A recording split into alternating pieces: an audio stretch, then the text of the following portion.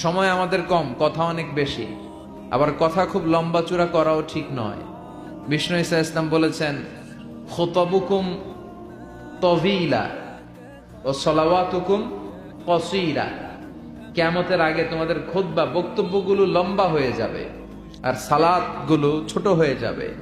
One of the minor sign before the day of judgment, your Islamic lectures will be very longer, and your offering salah 5 times a day will be very shorter. কিয়ামতের আগে বক্তব্য হবে লম্বা চূড়া, কিন্তু নামাজ হবে খাটো খাটো। কথা কন, আছে না নাই? এখন বক্তব্য শুরু হইলে লোকজন উঠতে চায় না, কয় হুজুর আরো করেন। ওয়াজ অনেক টেস্ট লাগে, নামাজ টেস্ট লাগে না, আছে না নাই? উল্টা হয়ে গেল, বক্তব্য হবে ছোটখাটো, অল্প সময়ের নাসিহাত, এটা ভালো। আর সালাতে যখন দাঁড়াবেন লম্বা সালাত পড়বেন। বিষ্ণু ঈসা ইসলাম যখন সালাতে দাঁড়াতেন, তিনি হাত বেঁধে নামাজ পড়তে পড়তে তাহাজ্জুদের সালাতে হাত ব্যথা হয়ে যেত, তখন বিষ্ণুনবী হাত ছেড়ে দিতেন, সুবহানাল্লাহ পড়েন।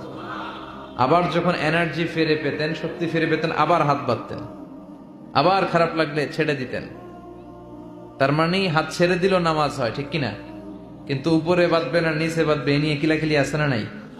টেকনাফে মনে হয় কিলাকিলি ঢুকে নাই, হ্যাঁ? কেউ কয় আছে, কেউ কয় নাই। তো এগুলো কম, আলহামদুলিল্লাহ কম। এগুলো নিয়ে ফিতনা তৈরি করা যাবে না। আমাদের সালাত গুলো যেন লম্বা হয়, সালাত যেন ধীরে সুস্থে হয়। আমরা অনেকে নামাজও পড়ি, আবার ক্রিকেট খেলার দিকে মন যায়, আছে না নাই? মাশরাফি বিন মুর্তজা, এখন উনি তো আবার এমপি না? তো এমপি কি আউট হইলো না ছক্কা মারলো? টেনশন আছে না নাই? নামাজও পড়ে, টেনশনও করে, নামাজেও দাঁড়ায়, আবার সিরিয়াল শুরু হয়েছে কিনা ওই চিন্তাও করে। আর সাহাবারা যখন মরুভূমিতে নামাজে দাঁড়াতেন, মরুভূমির পাখিগুলো এসে সাহাবাদের মাথায় বসে যেত, কারণ পাখিগুলো মনে করতো এগুলো মনে হয় খেজুর গাছ। সুবহানাল্লাহ পড়বেন না? আবার বিষ্ণু বলতেন, সল্লু সলাতান মুআদ্দিয়া, মুসল্লা যখন দাঁড়াবা তুমি কল্পনা করো হতে পারে এটাই আমার জীবনের শেষ নামাজ। Perform the Salah as if this is your last and final prayer. প্রত্যেক নামাজের জন্য মুসল্লা যখন দাঁড়াবেন একটু ভাববেন আর মনে করবেন হতে পারে এটা আমার জীবনের শেষ চান্স, এরপরে হয়তো আল্লাহকে শেষ সেজদা দেওয়ার সুযোগ আমি নাও পেতে পারি, ঠিক কিনা? হুট করে দুর্ঘটনা ঘটে যেতে পারে না? হ্যাঁ, কেউ যদি বোমা মেরে বসে একটা, সব শেষ। এই যে নিউজিল্যান্ডে গুলি মেরে কি করছে দেখছেন? আহা, এত নিষ্ঠুর হতে পারে একজন মানুষ, সেও তো রক্তে মাংসে মানুষ, তাকে এইভাবে গুলি করলে তার কেমন লাগতো? 50 জনের মতো মুসল্লিকে, মুসলিম নারী এবং পুরুষকে সে লাইভ শুটিং করে ঝাঁঝরা করে দিয়েছে। এই ভিডিও সে আবার ফলাও করে প্রকাশ করেছে সোশ্যাল মিডিয়াতে। আল্লাহ এগুলোর তুমি হেদায়েত দাও। আজকে কোনো মুসলমান যদি করত, পৃথিবীর সব মিডিয়াগুলো ফলাও করে প্রকাশ করত টেররিস্ট অ্যাটাক। আর খ্রিস্টানরা যদি এই কাজ করে, কয় মানসিক রোগী। কি কয়? কয় হেতে পাগল, হেতে কি? আর মুসলমানরা করলে টেররিস্ট অ্যাটাক, জঙ্গি, ঠিক কিনা? জঙ্গিদের কোনো ধর্ম নাই, সন্ত্রাসীদের কোনো ধর্ম নাই, সন্ত্রাস এটাই তার ধর্ম। কথা বলেন? ভিডিও গেমস খেললে যেভাবে মারে, ছোট বাচ্চারা যে ভিডিও গেমস খেলে, সে এইভাবে আমাদের ভাই বোনদেরকে মেরেছে। যারা এখানে প্রাণ হারালো, আল্লাহ তুমি তাদেরকে শাহাদাতের সর্বোচ্চ মর্যাদা নসিব করো। দেখেন গোটা বিশ্বব্যাপী এখন কি বলে এই লোকের ব্যাপারে। আজকে মুসলমান করলে গোটা বিশ্ব কেঁপে যেত। মুসলমানদের রক্তের এখন কোনো দাম নাই। একটা কুকুরের দাম আছে, কিন্তু মুসলমানের দাম নাই। চিল্লা এখন ঠিক কিনা? আমাদেরকে গোটা বিশ্বব্যাপী মারে, অত্যাচারের স্টিম রোলার, কিন্তু আমাদের পক্ষে কেউ যে একটা ধমকি দিবে এমন কোন নেতা আমাদের না। এক রিসেপ তাইয়েব এরদোগান, সে গোটা মুসলিম বিশ্বের জন্য চেষ্টা করে যাচ্ছে, কিন্তু ওর পিছনেও শত্রু আছে না নাই? ওর পিছনেও টিকটিকির অভাব নাই। কথা কন? আমাদের কোনো কম্বাইন্ড মিলিটারি নাই। 50টারও বেশি মুসলিম দেশ, আমাদের একটা যৌথ সেনাবাহিনীর দরকার ছিল কি ছিল না? আমাদের যদি যৌথ একটা মিলিটারি থাকতো, পৃথিবীর কোথাও মুসলমানরা আক্রান্ত হলে, কেউ এসে আক্রমণ করলে আমাদের মিলিটারি সেখানে যে প্রতিরোধ করে তুলতো, চিল্লায় এখন ঠিক কিনা? লিডারশিপ নাই, সেন্ট্রাল লিডারশিপ নাই, আমাদের কেন্দ্রীয় কোনো মিলিটারি নাই, গোটা বিশ্বব্যাপী আমরা মার খাই। উই আর ওয়েটিং ফর আল ইমাম আল মাহাদি। ইমাম মাহাদি আসার আগ পর্যন্ত কেউ আমাদেরকে একত্রিত করতে পারবে না। আজকের ইসলামিক কুইজ, লা ইলাহা ইল্লাল্লাহ বাক্যটি কোরআনে কতবার এসেছে? জানলে কমেন্ট করে জানাবেন। সম্মানিত ভাইয়েরা, বলছিলাম কোরআন এমন একটা কিতাব যে কিতাব অন্ধকার থেকে মানুষকে আলোর দিকে নেয়, ঠিক কিনা? আলোর দিকে নেয়। আর বক্তব্য হওয়া উচিত খাটো, সালাত হওয়া উচিত লম্বা। সাহাবারা যখন সালাত পড়তেন, পাখি এসে মাথায় বসতো, আর পাখি কি মনে করত? এটা খেজুর গাছ। সাইয়েদনা আলী রাদিয়াল্লাহু তাআলা আনহুর পায়ের ভেতরে তীর ঢুকেছে, যুদ্ধে জখম হয়েছে, উনি তীর বের করতে পারে না। তীর ধরে টান দিলে উনি চিৎকার মারে। বিশ্বনবী বললেন, আকিমিস সালাহ আরিহনা বিসসালাহ ইয়া বিলাল, বেলাল ইকামত দাও। আরেক সাহাবীকে বললেন, তুমি লুকিয়ে আমরা যখন নামাজ পড়বো, তুমি আমার মেয়ের জামাই আলীর পা থেকে টেনে তীর বের করবে। বিষ্ণু যা বললেন সে তাই করলো। নামাজ চলা অবস্থায় সাইয়েদনা আলীর পায়ের কাছে যে টেনে তীর বের করেছে, ফিনকি দিয়ে রক্ত বেরিয়েছে, কিন্তু সাইয়েদনা আলী টের পায় না। উনিও নামাজ পড়ে, আমরাও নামাজ পড়ি, আমাদের নামাজের মধ্যে কোনো খুশু নাই, খুদু নাই। আল্লাহ বলেন, ক্বাদ আফলাহাল মুমিনুন আল্লাযীনা হুম ফি সালাতিহিম খাশিউন। Successful indeed are the believers who offer their 5 times salah with full of solemnity and submission. সফল তারা, ঈমান এনেছে যারা। তবে ওই মুমিন যারা নামাজে যখন দাঁড়ায় তাদের অন্তরে ভয় থাকে কার? আমাদের নামাজে তাড়াহুড়ো আছে না নাই? অনেকে দেখবেন যে রুকু থেকে সোজা হয়ে দাঁড়ানো এটা ওয়াজিব, অনেকে রুকু থেকে কোন রকম মাথা তুলে সেজদায় দৌড় মারে। 2 সেজদার মাঝখানে ধীরস্থির ভাবে বসা ওয়াজিব, অনেকে একটা সেজদা দিয়ে কোন রকম মাথা তুলে আরেক সেজদায় দৌড় মারে। আছে না নাই? টেকনাফে বোধহয় এগুলো নাই, আছে? এগুলো করা যাবে। ধীরস্থির ভাবে বিশ্বনবী সালাত পড়তে বলেছেন। এমনকি একামত দিয়েছে, জামাত শুরু হয়েছে, ওই জামাত ধরার জন্য দৌড়িয়ে যে নামাজ পড়া যাবে। নো রাশিং ইন সালাহ, নো হ্যাস্টিনেস ইন সালাহ। সালাতে তাড়াহুড়ো নাই, সালাতে আছে ধীরস্থিরতা, রিল্যাক্স। সালাত মানে কি? রিল্যাক্স করবেন আপনি, আরামসে দাঁড়াবেন, আরামসে রুকু করবেন। বিষ্ণু বলেছেন, ইদা উকিমাতিস সালাহ, যখন নামাজের একামত হয়ে যায়, ফালা তাআতুহা তাসআউন, তোমরা দৌড়ে দৌড়ে সালাতে যেও না। ওয়া আতুহা তামশুন, হেঁটে হেঁটে যাবা। একামত হইছে, দৌড় দিবা না, হেঁটে হেঁটে। ফামা আদরাকতুম ফাসাল্লু, যতটুকু যে পাবে ততটুকু পড়বে। ওমা ফাতাকুম ফাআতিমু, যেটা ছুটে যাবে পরে নিজে নিজে পড়বে। কবুল করে নিবে কে? আমাদের অনেকে আছে, নামাজ শুরু হয়েছে, উনি ওযু করতেছে, উনি টের পাচ্ছে কিছুক্ষণ পরে ইমাম সাহেব আল্লাহু আকবার বলে রুকুতে যাবে, আর রুকু ধরার জন্য অনেকে দেয় দৌড়। আছে না নাই? টাইলসের মসজিদে অনেকে দেয় দৌড়। এক লোক দৌড় দিছে, উল্টায় পড়ছে, লুঙ্গি একদিকে, মুসল্লি আরেকদিকে। টাইলসের মসজিদে অজু করে দৌড় দিবেন না, খবরদার। অজু করে পিচ্ছিল পা থাকে, আস্তে আস্তে যাবেন, না হলে দুর্ঘটনা ঘটে যাবে। দেখেন, বিশ্বনবীর সুন্নাহ আছে যেখানে বরকত আছে, সুন্নাহ নাই যেখানে বিপদ আছে। এজন্য সালাতগুলো যেন ধীর স্থির ভাবে হয়। আবার সালাতের পরে তাসবিহ পড়ে না লোকজন, নামাজের পরে কি পড়া সুন্নাত? তাসবিহ। কিন্তু আমরা নামাজের পরে মুনাজাত দেওয়া সুন্নাত বানাই ফেলছি। আছে না নাই? আসসালামু আলাইকুম ওয়া রাহমাতুল্লাহ, আসসালামু আলাইকুম, আল্লাহুম্মা আমিন ইয়া আরহামার রাহিমিন। আছে না? তুমি কি বললো? আমিন ইয়া আরহামার রাহিমিন, এটা কি দোয়া? দোয়া করা সুন্নাহ, হাত তুলেও করতে পারেন, হাত তোলা ছাড়াও করতে পারেন, এটা জায়েজ আছে। কিন্তু সালাম ফিরানোর পরে বিশ্বনবী দোয়া করতেন না তাসবিহ পড়তেন? তাসবিহ পড়ে না, এই তাসবিহগুলো পড়ে না, সুন্নাত পড়ে দৌড়। বিশ্বনবী লম্বা সময় বসে বসে তাসবিহ পড়তেন। 33 বার সুবহানাল্লাহ, 33 বার আলহামদুলিল্লাহ, 33 বার আল্লাহু আকবার, 34 বার আল্লাহু আকবার পড়ে না। আবার বিশ্বনবী ফরজ সালাতের পরে আয়াতুল কুরসি পড়তেন। বিশ্বনবী বলতেন, মান ক্বারাআ আয়াতুল কুরসি দুবুরা কুল্লি সালাতিন মাকতুবা লাম ইয়ামনাহু মিন দুখুলিল জান্নাতি ইল্লাল মাউত। প্রত্যেক ফরজ সালাতের পরে যে আয়াতুল কুরসি পড়বে তার জান্নাতে যেতে কোনো কিছুই বাধা দিতে পারবে না, একটা জিনিস ছাড়া, সেটা হলো মরণ। লোকটা মরে না, তাই জান্নাতে যায় না, মরলেই জান্নাতি।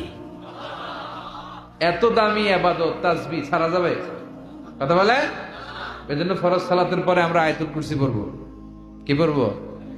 রাজি আছেন সবাই? এজন্য সালাতের জন্য আমরা মনোযোগী হই, আমরা যেন ধীরস্থির ভাবে সালাত করতে পারি। কারণ আউয়ালু মা ইউহাসাবু বিহিল আবদু ইয়াউমাল কিয়ামাতি আস-সালাহ। কিয়ামতের দিন সর্বপ্রথম আমাদের যে হিসাবটা আল্লাহ নেবেন সেটা হচ্ছে সালাতের হিসাব। আওয়াজ করে বলেন তো কিসের হিসাব? সালাত কায়েম করো, সালাত কায়েম করো, হবে সম্মানী তুমি, হবে জান্নাতি তুমি, হবে সম্মানী তুমি, হবে জান্নাতি তুমি। দিবে কাল হাসরে শীতল ছায়া, আর সে আজিম, রাব্বিয়াল আলা, রাব্বিয়াল আযীম। আলহামদুলিল্লাহ পড়েন। এজন্য সালাত যেন হয় আমাদের নিত্য সঙ্গী, আর সালাত যেন আমরা ধীরস্থির ভাবে পড়তে পারি। আল্লাহ তুমি তৌফিক দাও। আমি আপনাদের খেদমতে আমার খুতবার শুরুতে সূরাতু আদ-দুহা থেকে কয়েকটা আয়াত তেলাওয়াত করেছি। যে সূরাটা আমাদের অনেকেরই মুখস্থ আছে না? সূরা দোহা মুখস্থ আছে না? এই সূরাতু দোহাতে আল্লাহ তাআলা আমাদের জন্য কি শিক্ষা রাখলেন, কি মেসেজ আমাদেরকে দিতে চাইলেন, এটা নিয়ে আজকে আমরা অল্প কিছু সময় কথা শুনবো। সবাই পড়ে ইনশাআল্লাহ। শেষ পর্যন্ত আপনারা থাকবেন তো? চলে যাবেন না? চলে যাবেন কে কে দেখি তো, হাত তোলেন। কেউ যাবেন না? ইনশাআল্লাহ পড়েন। তাহলে কথা দিলেন কিন্তু শেষ পর্যন্ত থাকবেন। থাকবেন? আচ্ছা, আমরা একসাথে বিদায় নিব। আর আজকে আমার এই বছরের শেষ মাহফিল। এই যে গত কয়েক মাস ধরে যে প্রোগ্রাম করতেছি, তাফসীর প্রোগ্রাম, আপনাদের টেকনাফির প্রোগ্রামের মধ্যে দিয়ে আমার প্রোগ্রাম শেষ। তো এই জন্য আসুন আমরা সূরাতু আদ-দুহা, এই সূরার ভেতরে আল্লাহ তাআলা আমাদেরকে কি মেসেজ দিতে চাইলেন, তথ্য উপাত্ত দিতে চাইলেন, শিক্ষা আমাদের জন্য রাখলেন, আমরা দেখার চেষ্টা করি। সূরাতু আদ-দুহা এটা কোরআনের একটা মোটিভেশনাল সূরা, অনুপ্রেরণাদায়ক সূরা। আমরা অনেকে হতাশায় ভুগে থাকি, এজন্য আল্লাহ হতাশ মানুষদের জন্য এই সূরাটা নাজিল করলেন। সুবহানাল্লাহ পড়েন। এই পুরো সূরা জুড়ে আল্লাহ তাআলা বিশ্বনবীর ব্যাপারে অনেক কথা বলেছেন, বিশ্বনবীকে সান্ত্বনা দিয়েছেন। শুরুতেই আমরা জেনে নেই এই সূরার সেন্ট্রাল থিম বা কেন্দ্রীয় আলোচ্য বিষয় কি। এই সূরার কেন্দ্রীয় আলোচ্য বিষয় হচ্ছে হতাশ হওয়া যাবে না। মুমিন কখনো হতাশ হয়? ভরসা রাখে কার উপর? লা তাইআসু মির রাউহিল্লাহ, ইন্নাহু লা ইয়াইআসু মির রাউহিল্লাহি ইল্লাল কওমুল কাফিরুন। তোমরা নিরাশ হয়ে যেও না, হতাশ হবে না। কাফেররা, মুশরিকরা আর নাস্তিকরা ছাড়া কেউ হতাশ হয় না। মুমিনরা কখনো নিরাশ হয় না, কারণ মুমিনের ভরসার আর আশার একটা জায়গা আছে না নাই? মুমিনের আশার জায়গাটার নাম কি? চিল্লায় বলেন। আমরা বিপদে পড়লে বিপদ থেকে মুক্ত করে কে? অসুস্থ হলে সুস্থ করে কে? কেউ যেটা পারে না পারে কে? কেউ যেটা দেখে না দেখে কে? কেউ যেটা দেয় না দেয় কে? সে আল্লাহ বললেন এই সূরার ভেতরে আমি তোমাদের জন্য অনুপ্রেরণা রেখেছি। এই সূরার কেন্দ্রীয় কথা হচ্ছে হতাশ হবে না, নিরাশ হবে না, হাল ছেড়ে দিও না, ভরসা রাখো। কার উপর? চিল্লায় বলেন কার উপর? মুমিন কখনো হতাশ হয়? Every time you feel like you cannot go on, you feel so lost that you are so alone, don't despair and never lose hope, 'cause Allah is always by your side, inshallah, inshallah, inshallah, you will find your way, inshallah, inshallah, inshallah, you will find your way. Every time you feel like you cannot go on, you feel so lost that you are so alone, don't despair and never lose hope, 'cause Allah is always by your side, inshallah, inshallah. পড়েন ইনশাআল্লাহ, you will find your way. Insha'Allah, Insha'Allah, Insha'Allah, you will find your way. Alhamdulillah পড়েন। Never lose hope, আশা ছেড়ে দিও না, ভরসা রাখো একজনের উপর, তিনি কে? You will find your way, তুমি তোমার রাস্তা খুঁজে পাবে আর তোমাকে রাস্তা দেখাবে কে? এই সূরাটা যারা হতাশ তাদের জন্য আশার আলো হয়ে, আশার মশাল হয়ে জ্বলতে থাকবে কিয়ামত পর্যন্ত, ঠিক কিনা? আমরা কখনো হতাশ হই না, আমরা কখনো নিরাশ হই না, আমরা কখনোই হাল ছেড়ে দেই না, আমরা ভরসা রাখি একজনের উপর, তিনি কে? এই সূরার ভেতরে আল্লাহ আমাদেরকে অনুপ্রেরণা জাগালেন, মোটিভেশন দিলেন। এটা মোটিভেশনাল সূরা। দেখবেন এই সূরাটা পড়লে আপনি আরো উজ্জীবিত হবেন, আপনার মনে হবে যে আমার কেউ না থাক, আমার আছে কে? উনি থাকলেই চলবে, ঠিক কিনা? তিনি আমাদের ওয়াকিল, তিনি আমাদের কাফিল, তিনি আমাদের ওয়ালি, তিনি আমাদের গার্ডিয়ান, তিনি আমাদের অভিভাবক, আর তিনি থাকলেই চলবে, আর কাউকে লাগবে না। এই সূরাটা নাজিলের একটা ব্যাকগ্রাউন্ড আছে, শুনবেন? শানে নজুল, কোন প্রেক্ষাপটে এই সূরাটা নাজিল হলো, তাফসীর বোঝার আগে আগে ওইটা জানার দরকার আছে না নাই? এটা মাক্কি সূরা। এই সূরাটা কি সূরা? মাক্কি সূরা। মক্কায় যখন বিশ্বনবীর কাছে কোরআনের আয়াত নাজিল হতে লাগলো, বিশ্বনবী এই আয়াতগুলো মানুষের কাছে পৌঁছে দিতে লাগলেন, শেয়ার করতে লাগলেন। যাই নাজিল হয় বিশ্বনবী শেয়ার করে, সকালে নাজিল হলে শেয়ার করে, দুপুরে নাজিল হলে শেয়ার করে, রাতে নাজিল হলে শেয়ার করে। কিন্তু হঠাৎ করে কোরআন নাজিল হওয়া বন্ধ হয়ে গেল। বন্ধ করে দিলেন কে? এখন কোন আয়াত নাজিল হয় না, বিশ্বনবী শেয়ার করতেও পারে না, বিশ্বনবী চুপচাপ। কারণ বিশ্বনবী মন গড়া কিছু বলেন না। আল্লাহ বলেন, ইয়া আইয়ুহার রাসূল বাল্লিগ মা উনজিলা ইলাইক, যা নাজিল হয় আপনি পৌঁছে দেন। বিশ্বনবী পৌঁছে দিতেন, কিন্তু এখন আর নাজিল হয় না। বিশ্বনবী কোরআনের আয়াত নাজিল করা বন্ধ করে দিলেন। বিশ্বনবী বিপদে পড়ে গেলেন। বিশ্বনবী মনে মনে ভাবলেন, কি রে, আয়াত নাজিল হয় না কেন? কোন বর্ণনায় এসেছে 1 মাস, কোন বর্ণনায় এসেছে 3 মাস, কোন বর্ণনায় এসেছে 6 মাস। বিশ্বনবীর কাছে কোরআনের একটা আয়াত নাজিল হয় নাই। এই অবস্থা দেখে কাফির মুশরিকরা হাসাহাসি শুরু করে দিল। তারা বলতে লাগলো, মুহাম্মদ, তোমার আল্লাহ তোমারে ভুলে গেছে, তোমার আল্লাহ তোমারে ছেড়ে দিয়েছে। তা না হলে তোমার কাছে কোরআনের আয়াত আসে না কেন? এতদিন তো খুবই পটর পটর করেছো, আয়াত আসলে আম করে শোনাইতে, এখন পারো না কেন? বিশ্বনবীর কাছে কোরআনের আয়াত আসে না। বিশ্বনবীর চাচি আবুল আহাবের স্ত্রী উম্মে জামিল বলতে শুরু করলো, মুহাম্মদ, তোমার শয়তান তোমার কাছে আসে না, আসে না। তিনি শয়তান দ্বারা সাইয়েদনা জিব্রাইলকে বুঝিয়েছেন যে মুহাম্মদ, তোমার কাছে জিব্রাইল আর আসে না, আল্লাহ তোমারে ভুলে গেছে। নাউজুবিল্লাহ পড়েন। এই পরিস্থিতিতে বিশ্বনবী খুব হতাশ হয়ে গেলেন, বিমর্ষ হয়ে গেলেন, আর মনে মনে ভাবলেন, কি রে, আসলেই কি আল্লাহ আমারে ভুলে গেল? আমার কোনো ভুল হচ্ছে না তো, আমি কোনো অন্যায় করি নাই তো, আল্লাহ কোরআনের আয়াত নাজিল করা বন্ধ করলো কেন? বিশ্বনবী হতাশ হলেন, বিশ্বনবী নিরাশ হলেন। বিশ্বনবীর হতাশা আর নিরাশাকে কাটিয়ে দেওয়ার জন্য এই সূরাটাকে নাজিল করলো কে?